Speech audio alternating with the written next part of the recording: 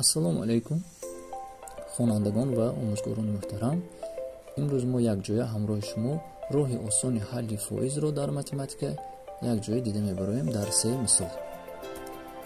Мисоли 1.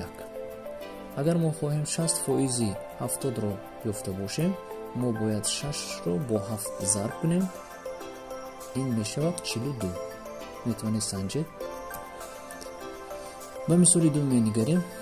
агар мо хоҳем 25 фоизи 35ро ёбем, мо аз вергул истифода мебарем ва 2/5ро бо 3/5 зарб мезанем ва 8/175 ба даст меорем. ба мисоли 3 менигарем. дар инҷо аллакай се рақам аст, чале ки мебинед 200 фоизи 40ро мо ёфта мехоҳем. дар ин ҳолат мо бояд 20ро бо 40 зарб занем ва ин мешавад 80. ташаккур барои таваҷҷӯҳ.